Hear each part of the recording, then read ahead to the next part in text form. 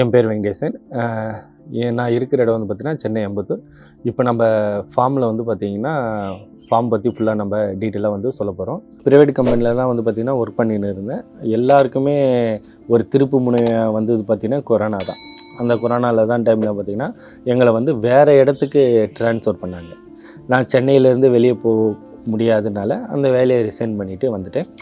இந்த தோட்டத்துக்கு வர்றதுக்கு முன்னாடியே வந்து பார்த்திங்கன்னா நான் வீட்டு மாடி மேலே வந்து பார்த்திங்கன்னா கோழி, புறா, முயல், லவ் பேர்ட்ஸு, தேனி எல்லாத்தையுமே வந்து பார்த்திங்கன்னா என்னோடய மாடி மேலேயே நான் வந்து ஒரு செட்டப் பண்ணி வளர்த்துக்கின்னு இருந்தேன்.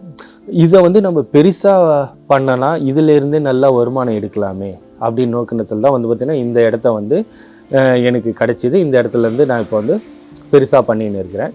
பயிற்சி போகிறதுக்கு முன்னாடி இதோட டீட்டெயில் எல்லாமே வந்து பார்த்திங்கன்னா யூடியூப்பில் தான் வந்து பார்த்திங்கன்னா தேடி பார்த்துன்னு இருந்தேன். அதுலேருந்து ஸ்டெப் பை ஸ்டெப்பாக வந்து நான் நல்லா லேர்ன் பண்ணி கற்றுக்க ஆரம்பித்தேன். அதே போல் சில விஷயங்கள் வந்து யூடியூப்லேயும் தெரிஞ்சுக்கிறேன். சில விஷயங்கள் வந்து பார்த்திங்கன்னா நம்ம அனுபவத்தில் தான் வந்து பார்த்திங்கன்னா தெரிஞ்சுக்கிற மாதிரி இருந்ததுங்க. அப்போ வந்து பார்த்திங்கன்னா நான் ஒரு சின்ன இடம், ஒரு 800 ஸ்கொயர் ஃபீட்டில் தான் நான் எல்லாத்தையும் பண்ணின்னு இருந்தேன். இங்கே வந்து பார்த்திங்கன்னா ஒரு 5 ஏக்கரா கிடச்சிதுங்க. இந்த 5 ஏக்கரா வந்து பார்த்திங்கன்னா எனக்கு ஒரு பக்கம் வந்து இடம் அதிகமாக இருக்குது. ஆனால் இதுக்கு ஆப்போசிட் வந்து பார்த்திங்கன்னா எதிரிகள் ரொம்ப அதிகம். நான் கோழி விடும்போதே பாம்பு தொல்லை அதிகம் நைட் டைமில். ரெண்டாவது வந்து பார்த்திங்கன்னா பகல் டைமில் வந்து கீரி தொல்லை அதிகம். திருப்பி நைட் டைமில் வந்து பார்த்திங்கன்னா காட்டுப்பூனை தொல்லை அதிகம்.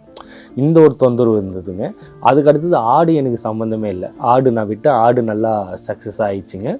அதுக்கு அடுத்தது வந்து பார்த்திங்கன்னா இந்த இடத்துல வந்து நான் இப்போ ஒரு விஷயம் சொல்லிக்கணும். பார்த்திங்கன்னா இங்கே இருக்கிற உங்கள் இடத்தோட ஓனர் வந்து பார்த்திங்கன்னா இந்த இடத்த ஃபஸ்ட்டு எனக்கு கொடுத்தாங்க. கொடுத்துட்டு ஃபஸ்ட்டு பார்த்துக்க சொன்னாங்க. பார்த்துட்டு பார்க்கும்போது 2 வருஷம் ஒரு கெமிக்கல்லேருந்து மாறும்போது எங்கேயுமே ஈல்டு வரல. அப்புறம் பார்க்கும்போது அவங்க வந்து பார்த்திங்கன்னா இந்த இடத்த மட்டும் நீ வந்து நல்லா பார்த்துக்கினா போதும், இது நான் இடத்துலேருந்து அவங்களுக்கு வந்து பார்த்திங்கன்னா எதுவுமே எதிர்பார்க்காத என்னை இந்த 5 ஏக்கரை வந்து பார்த்திங்கன்னா எனக்கு ஃப்ரீயாக தான் கொடுத்துட்டாங்க. ஆனால் அவங்களோட ஒரே ஒரு கண்டிஷன் வந்து கெமிக்கல் வந்து யூஸ் பண்ணாதுங்கன்னு சொல்லிட்டாங்க. ஆனால் நான் தேனி வளர்க்குறேன். தேனி வளர்க்கும் போது நான் கெமிக்கல் வந்து யூஸ் பண்ணேன்னா என்னால் தேனியை தொழிலை வந்து என்னால் பண்ண முடியாது. ஆனால் எனக்கு கெமிக்கல் பற்றி எனக்கு போகணுன்னு எனக்கு விருப்பம் இல்லை. ஏன்னா நம்ம உற்பத்தி பண்ணுற காய்கறிகள், பழங்கள், அப்புறம் கீரைகளும் வந்து பார்த்திங்கன்னா எந்த ரசாயனமும் இல்லாமல் நேச்சுரலாக ரெடி பண்ணணும். நம்ம அதில் வரக்கூடிய டேஸ்ட்டை நம்ம சாப்பிட்டு பார்க்கும்போது தான் நம்மளுக்கே வந்து பார்த்திங்கன்னா அந்த அளவுக்கு வந்து அதோட டேஸ்ட்டை உணர முடியும். நம்ம ரசாயனம் யூஸ் பண்ணிட்டாவே அதோட டேஸ்ட்டும் மாறிடும். இப்போ நம்ம ஃபார்மோட ஃபுல் ஏக்கரா வந்து பார்த்திங்கன்னா 5 ஏக்கராங்க. இதில் வந்து பார்த்திங்கன்னா 4 ஏக்கரா வந்து பார்த்திங்கன்னா மாந்தோப்பு இருக்குதுங்க. 1 ஏக்கரா வந்து எம்டியாக வச்சுருக்குறோம். அடுத்தது வந்து பார்த்திங்கன்னா நம்ம ஃபார்மில் வந்து பார்த்திங்கன்னா மாஞ்செடி இருக்குதுங்க, தென்னை மரம் இருக்குதுங்க, கொய்யா இருக்குதுங்க, சப்போட்டா இருக்குதுங்க, அடுத்தது வாழை இருக்குதுங்க. அதுக்கு அடுத்து வந்து பார்த்திங்கன்னா வாட்டர் ஆப்பிள் இருக்குதுங்க, பலா வகைகள் இருக்குதுங்க.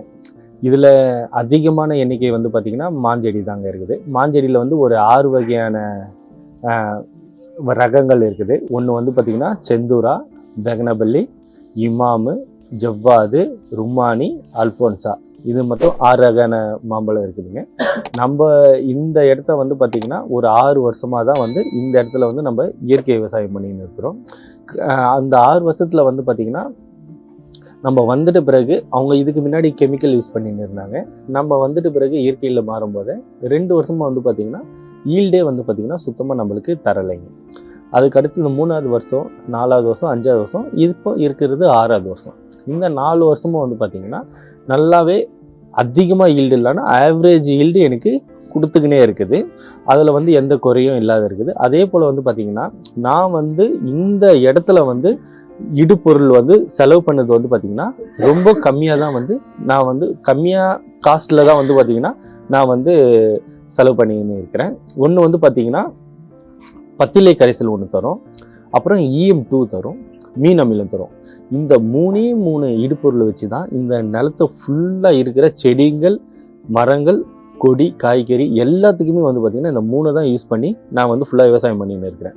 இதில் மீன் அமிலத்தில் வந்து பார்த்திங்கன்னா நம்ம மார்க்கெட்டில் கிடைக்கிற மீன் கழிவு ஒன்று, 2வது நாட்டு சர்க்கரைக்கு ஒண்டி தான் நம்ம வந்து மணி வந்து செலவு பண்ணுறோம்.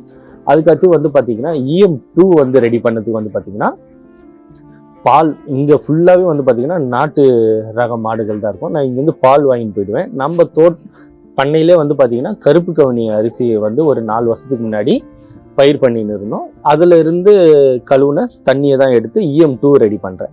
பத்திலை கரைசல் வந்து பார்த்திங்கன்னா நம்ம தோட்டத்தை சுற்றி இருக்கிற இலைத்தலைகளை வச்சுட்டோம், கோமியத்தை வச்சோம். இது அடிஷ்னலாக வந்து பார்த்திங்கன்னா புகையிலை போடும்போது தான் அதோட ரிசல்ட் வந்து பார்த்திங்கன்னா நல்லாவே இருக்குது. அதை நம்ம போட்டு யூஸ் பண்ணுறோம். அப்போ வந்து பார்த்திங்கன்னா ஒரு மரத்துக்கு என்னோடய காஸ்ட் வந்து பார்த்திங்கன்னா ஒரு 10 ரூபா வரையும் நான் செலவு பண்ணுவேன்.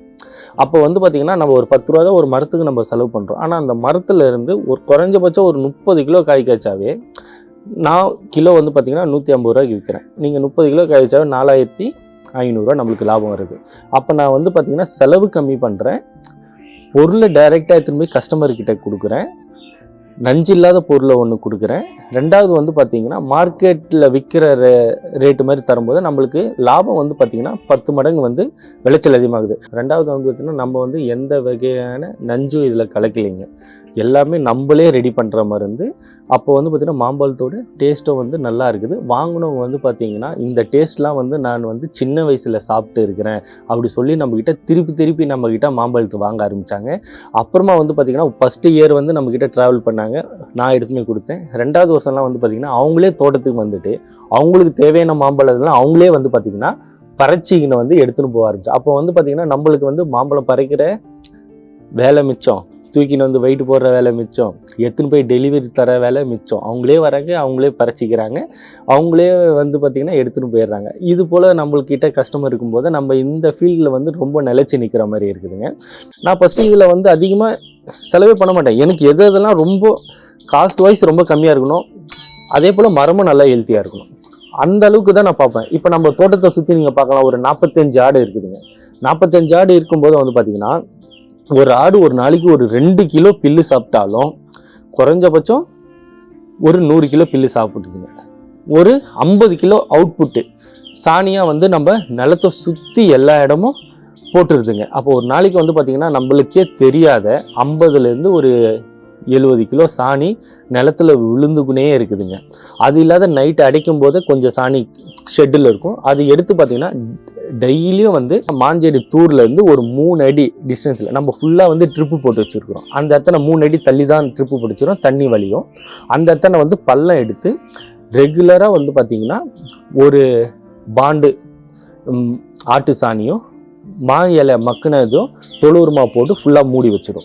ஏன்னா நாங்கள் மேலுக்காக எதுவுமே வந்து உரம் தர முடியும். ஏன்னா மேலுக்காக தரும்போது பாதி வந்து காற்று அடிச்சிடும், செடி பாதி சரியாக எடுக்காத போயிடும். எல்லாமே நம்ம பள்ளம் நோண்டி தான் வந்து பார்த்திங்கன்னா புதைச்சிடும். அதுமாதிரி புதைக்கும் போது பார்த்திங்கன்னா ஒரு செடிக்கு ஒரு மரத்துக்கு வந்து 1 இயருக்கு தேவையான நம்ம உரங்களை ஒரே டைமில் தந்துடுறோம்.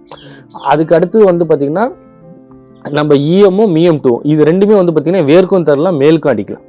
அப்போ வந்து பார்த்திங்கன்னா ஒரே இதில் வந்து பார்த்திங்கன்னா நம்ம ஈல்டும் இன்க்ரீஸ் பண்ணிக்கலாம், செடி வளர்த்தும் க்ரோத் ஆகிக்கலாம். இதுமாரி மீன் அமிலமாக EM2 நான் யூஸ் பண்ணுறோம். ஆர்டர்லேருந்து ஒரு வருமானம் ஒரு 2000 ரூபாய் நம்ம பார்த்தாலும் நம்ம தோட்டத்தை ஃபஸ்ட்டு க்ளீனாக வச்சுக்குது, அதுக்கு அடுத்தது சாணி கிடைக்குது விற்கும்போது. அப்போ இந்த 3த்தையும் சேர்த்து பார்க்கும்போது நம்மளுக்கு பெருசாகுது. ஏன்னா இந்த தோட்டத்தை வந்து பார்த்திங்கன்னா இதுக்கு ஆடுலாம் விடுறதுக்கு முன்னாடி கிட்டத்தட்ட 1 அடிக்கு மேலே சுற்றி வந்து பில்லுங்க அதிகமாக இருக்கும். நம்மள வந்து பார்த்திங்கன்னா டிராக்டர் வச்சு உழுதாலும் ஒரு 2 மாதத்துலேயே வந்து பார்த்திங்கன்னா திருப்பி ஒரு 4 இன்ச்சு 5 இன்ச்சுன்னு வளர்ந்துக்கினே இருக்கும். அதை பில்லுங்களை வந்து கண்ட்ரோலே பண்ணவே முடியாது. ஆனால் ஆடு இருக்கும்போது ஆடு பில்லு சாப்பிட்டு தான் அது உயிர் வாழணும். அப்போ வளர வந்து பார்த்திங்கன்னா சாப்பிட்டுக்கினே இருக்கும். தோட்டம் வந்து ஃபுல்லாக க்ளீன் ஆகிடும். இது வந்து ரெகுலராக ஒரு 10 ஆள் வச்சாலும் இந்த அளவுக்கு க்ளீனாக வச்சுருக்க மாட்டாங்க. நம்ம லேபர் காஸ்ட்டே செலவு பண்ணாத ஆடு மட்டும் தான் இன்வெஸ்ட்மெண்ட் பண்ணி வாங்கி கொடுத்தோம். ஆனால் விற்கும்போது நம்மளுக்கு அது வந்து சம்பாரிச்சு தான் கொடுக்குதே கண்டி நஷ்டத்தில் போகிறதே இல்லைங்க. ஏன்னா நம்ம கரெக்டாக மழை சீசன் வரும்போது கரெக்டாக இருக்கிற ஆடு எல்லாத்தையும் சேல்ஸ் பண்ணிடுவோம். ஏன்னா நம்ம வச்சுக்கிறது எல்லாமே செம்பளி குட்டி தான். மழையில் வந்து கொஞ்சம் அது வந்து நோய் எதிர்ப்பு சத்து வந்து கொஞ்சம் கம்மி, அதனால் மழையில் வந்து பார்த்திங்கன்னா கொஞ்சம் ப்ராப்ளம் வரும், அதனால் விற்றுருவோம்.